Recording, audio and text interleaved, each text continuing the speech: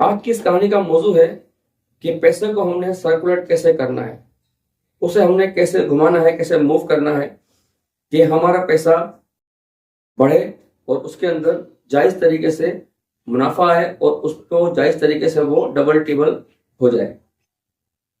तो इस कहानी का मैं आपको हल्का सा प्रोमो दे दूं ताकि आपको एंड तक कहानी देखने में मजा आए और इंटरेस्ट है। एक शख्स आता है एक बंदे के पास, उसे वो 10,000 रुपए देता है।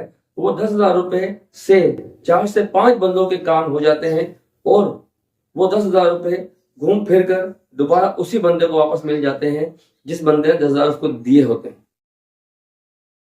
अब उस 10,000 में से 1 रुपया भी कम नहीं होता, खर्च नहीं होता, लेकिन 4 से 5 बंदों के काम हो जाते हैं और वो बंदे को पैसे वापस मिल जाते हैं। तो आइए इस कहानी को पूरा जायजा लेते हैं, इस कहानी को, ताकि आपको सुनने में इंटरेस्ट हो और इस कहानी को आपने एंड तक देख लिया तो आपको इसमें बहुत सारी मुफीद बातें मालूम चल जाएंगी। तो आइए कहानी स्टार्ट करते हैं। एक शख्स दूसरे शहर से एक शहर में आता है और वो एक अच्छे से होटल को में जाता है। उस होटल में जाके उसके मालिक से कहता है कि मुझे अपने इस होटल का सबसे खूबसूरत रूम दिखाओ। वो मालिक उससे कहता है कि मेरा रूम जो आप मांग रहे हैं वो बहुत महंगा है। तो वो कहता है पैसे की आप परवाह ना करें, आप मुझे रूम की चाबी दें, मैं रूम देख कर आता हूँ और आपसे फिर मैं उसकी बात करता हूँ।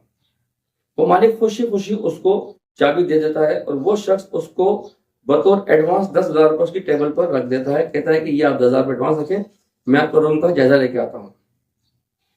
वो चाबी लेकर रूम देखने जाता है और इसी दौरान उसके पास एक गोश्त वाला आता है जो उस मालिक को उसकी होटल में गोश्त सप्लाई किया करता है।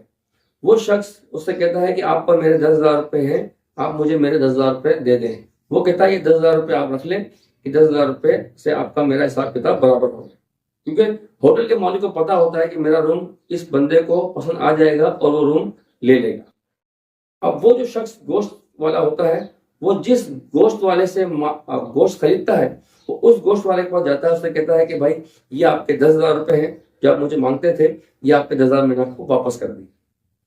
अब जो गोश्त वाला जो होता है जो मार्केट में होलसेल में गोश्त सप्लाई करता है, उस मालिक को फोन आता है उस बंदे का जो उसको जानवर सप्लाई करता है। वो कहता है कि मैं इस फलाने होटल में रुका हुआ हूँ, आप मुझे 10,000 रुपए दे दें ताकि मैंने इस होटल का रेंट देना है, ताकि मैं आपको बतौर एडवांस आप मुझे 10,000 रुपए दे दें। वो गोश्त वाला उठता है अपनी दुकान से और सीधा होटल में जाता है और उस शख्स को बोलता है कि आपके 10,000 रुपए मैं आपको देने आया। वो नीचे उतरता है अपना सामान लेकर और वो उससे 10,000 रुपए लेता है और उस होटल वाले को वो 10,000 रुपए देता है, बोलता है ये आपके होटल का रूम का किराया है, थैंक यू, आपका रूम मुझे बहुत पसंद आया और मैं यहाँ 1 दिन रुका। वो कहता है थैंक यू, उसका शुक्रिया अदा करता है, उसे वेलकम करता है और वो वहां से चला जाता है। इसी दौरान से वो जो होता है जिसने 10,000 रुपए एडवांस दिए होते हैं वो सीढ़ियों से उतरता है और उससे कहता है कि मैंने आपके 2, 4, 5, 6 रूम विजिट किए हैं, इस सब तमाम रूम में से मुझे कोई रूम भी पसंद नहीं आया, लिहाजा जो आपको मैंने एडवांस के 10,000 रुपए दिए थे वो 10,000 मुझे आप वापस कर दें। वो मालिक उसको उसके 10,000 रुपए उसे वापस कर देता है और वो वहां से खुशी खुशी चला जाता है।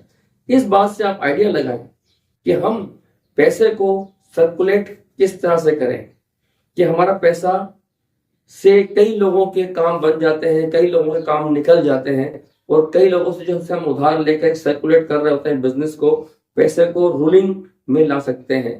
ना कि इसमें जो मेन बात थी समझाने की वो ये थी कि आप पैसे पर सांप बन के ना बैठे, पैसे को रूलिंग घुमाएं, क्योंकि जब पैसे को आप एक जगह मंजमन कर देंगे, एक जगह पर जमा कर देंगे तो मार्केट में उसकी सर्कुलेट रुक जाएगी और कई कारोबार और कई चीजें मूव होने से रुक जाएंगी।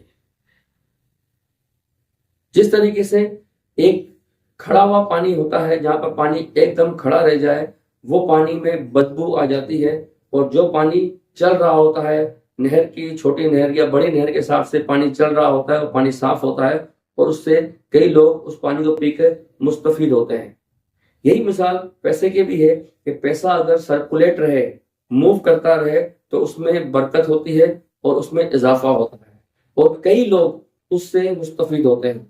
तो ये है उन लोगों के लिए जो जखीरा अंदोजी करते हैं, पैसे को एक जगह पर जमा कर लेते हैं, मुंजमद कर लेते हैं, जिससे मार्केट में पैसे की सर्कुलेशन रुक जाती है और मार्केट के रेट्स अप हो जाते हैं, चीजें महंगी हो जाती हैं, खुर्द और नोश की एशियाएं महंगी हो जाती हैं और जो निचला तबका होता है वो तकलीफ में आ जाता है। तो इस बात को गौर करें। आपके पास जितना पैसा भी है, जितनी भी रकम है, आप उसको सर्कुलेट में लाएं, ना कि उसको एक जगह जमा करके बैठ जाए। तो कहानी छोटी सी बनाने की कोशिश की थी, लंबी कहानी मुझे पता है कि लोग बोर हो जाते हैं और वो स्किप करके आगे चले जाते हैं। मकसद की बात बयान की है, इसको आप कई जुमरे में नोट कर सकते हैं, कई जुमरे में इसको आप अपने दिमाग से कई जगह पर इसको अप्लाई कर सकते हैं। थैंक यू, आपकी दुआओं का तलबगार और आप सबके लिए दुआ हो। मोहम्मद जावेद शेख, पाकिस्तान, पाइंदाबाद।